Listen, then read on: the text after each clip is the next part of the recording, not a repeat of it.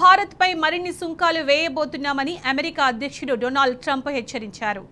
గత వారం ప్రకటించిన 25% సుంకాల వడ్డింపుతో తాను ఆగబోవడం లేదని, మున్ముందు వాటిని ఇంకా పెంచబోతున్నామని బెదిరించారు.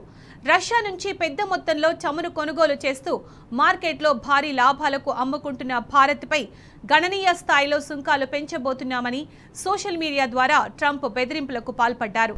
రష్యాతో యుద్ధంలో ఎంతమంది ఉక్రెయిన్ పౌరులు ప్రాణాలు కోల్పోతున్నారో భారత్ పట్టించుకోవడం లేదన్నారు. అందుకే ఆ దేశంపై గణనీయంగా సుంకాలు పెంచుతామని ట్రంప్ వెల్లడించారు.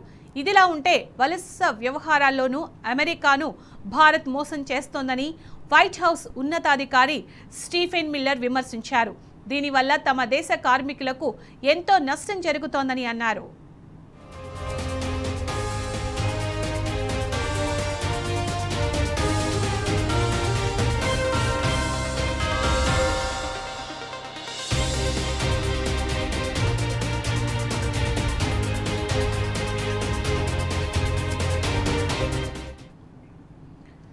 భారత్పై మరిన్ని సుంకాలు వేయబోతున్నామని అమెరికా అధ్యక్షుడు డొనాల్డ్ ట్రంప్ హెచ్చరించారు.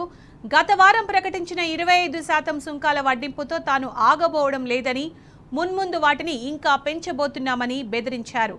రష్యా నుంచి పెద్ద మొత్తంలో చమురు కొనుగోలు చేస్తూ మార్కెట్లో భారీ లాభాలకు అమ్ముకుంటున్న భారత్పై గణనీయ స్థాయిలో సుంకాలు పెంచబోతున్నామని సోషల్ మీడియా ద్వారా ట్రంప్ బెదిరింపులకు పాల్పడ్డారు. రష్యాతో యుద్ధంలో ఎంతమంది ఉక్రెయిన్ పౌరులు ప్రాణాలు కోల్పోతున్నారో భారత్ పట్టించుకోవడం లేదన్నారు. అందుకే ఆ దేశంపై గణనీయంగా సుంకాలు పెంచుతామని ట్రంప్ వెల్లడించారు.